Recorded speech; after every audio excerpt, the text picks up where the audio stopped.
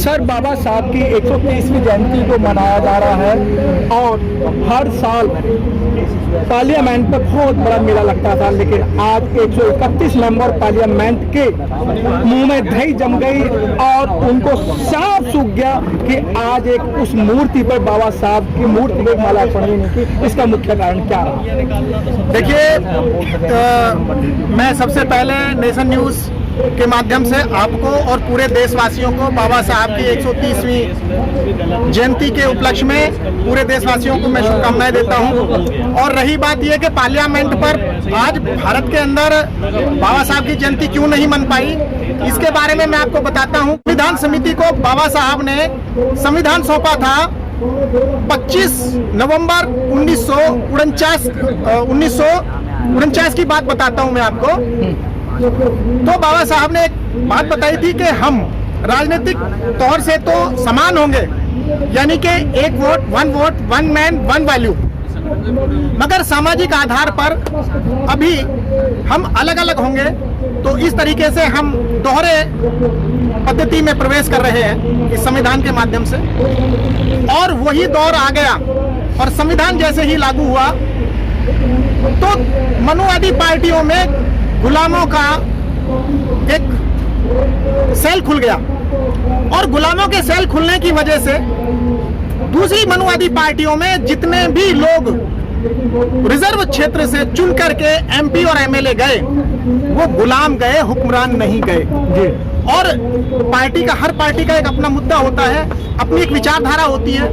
जो भी पार्टी, जो भी सांसद, विधायक, एमएलसी, एमएलए कोई भी चुन करके जाता है, जब वो पार्टी की उस विचारधारा से संबंध रखता है, जिस पार्टी से वो टिकट लेकर के आता है, तो उस पार्टी की विचारधारा के खिलाफ नहीं जा सकता। तो देश के अंदर जो पार्टी आज शासन सत्ता में बैठी है, वो नहीं चाहती कि इस देश के बहुजन समाज में जन्मे, इस भारत भूमि पर जन्मे जो 108 महापुरुष हैं, उनकी विचारधारा आगे प्रसारित हो। इसलिए आज उन्होंने देश 2 साल, आप दूसरे साल में हम आ गए हैं, विद्यालय सारे बंद हैं, यूनिवर्सिटी सारी बंद हैं, मतलब जहां से ज्ञान पैदा होगा वो सारी चीजें बंद हैं। और खोल क्या रखा है? मंदिर और मस्जिद खोल रखे हैं।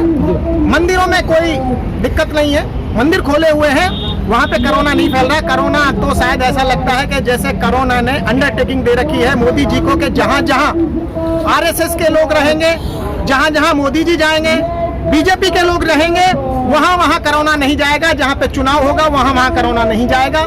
बाकी पूरे देश में कोरोना हर उस व्यक्ति को परेशान करेगा जो मोदी की खिलाफत करेगा, उस व्यक्ति को कोरोना परेशान करेगा। शायद ऐसा लगता है कि इस कोरोना की कोई मिली भगत मोदी जी के साथ में है। सर, आपको नहीं लगता अगर बाबा साहब आज अगर जिंदा होते और ये माहौल होता तो बाबा साहब कई बार इस समाज के लिए उन्होंने आंसू टपकाए थे और कहा था, आपको पता भी है कि 18 मार्च सन 1956 को बाबा साहब बोले थे कि मुझे पढ़े लिखे लोगों ने धोखा दिया है, और आज वही पढ़े लिखे लोग धोखा नहीं दे रहे हैं। अगर बाबा साहब की जयंती ना मनने का कारण क्या आप लोगों की गलती नहीं है? आपने बहुत अच्छा प्रश्न उठाया है। देखिए, शिक्षा 2 प्रकार की होती है।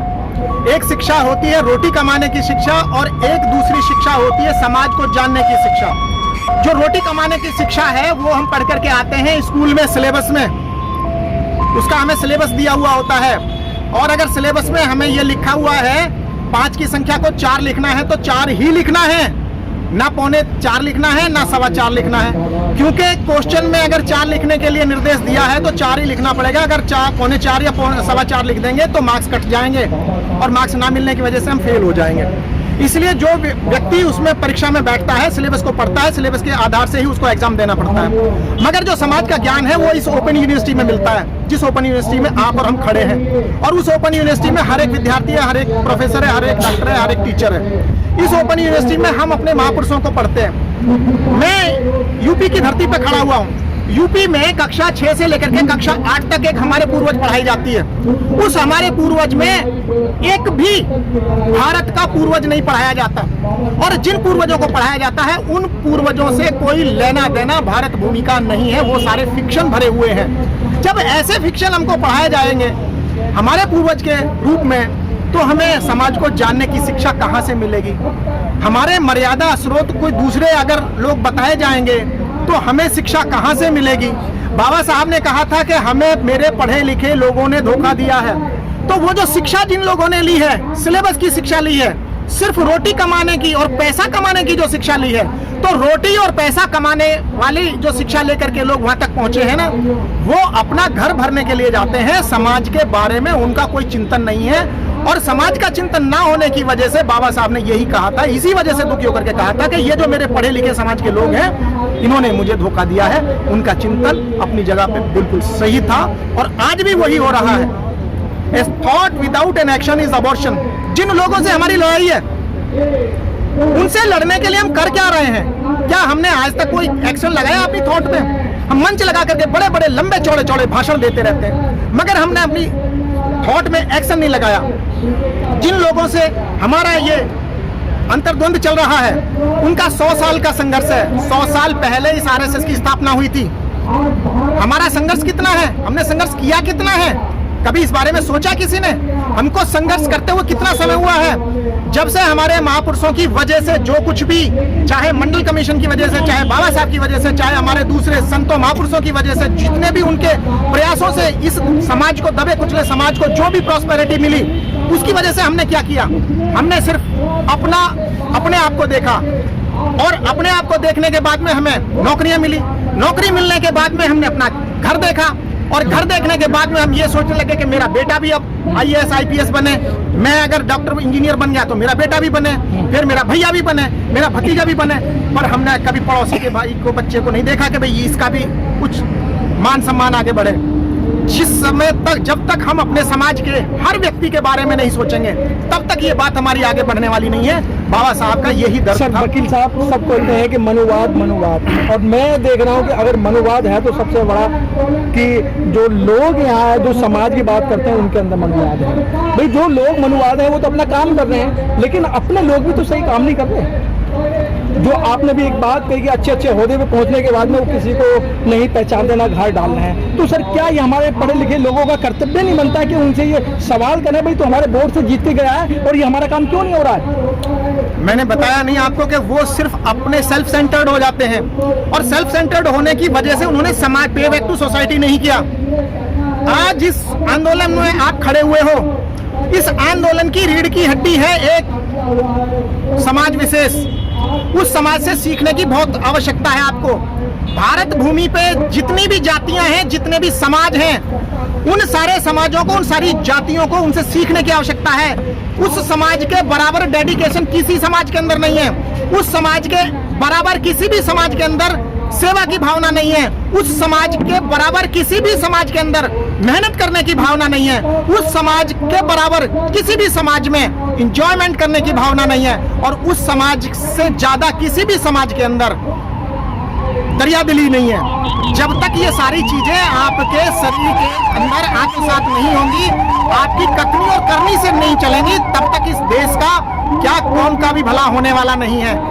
जो बात मैं कह रहा था कि देखिए, जिनसे आपका संघर्ष है, आपने स्कूल नहीं खोले, आप उनसे लड़ाई कैसे लड़ोगे? आपने हेल्थ सेंटर नहीं खोले, उनसे लड़ाई आप कैसे लड़ोगे? आपके अपने फाइनेंशियल इंस्टीट्यूट नहीं है, आप उनसे लड़ाई कैसे लड़ोगे? आपके अपने कल कारखाने नहीं है, आप उनसे लड़ाई कैसे लड़ोगे? और आपके सेवा संस्थान नहीं है तो आप उनसे कैसे लड़ाई लड़ोगे? A thought without an action is abortion.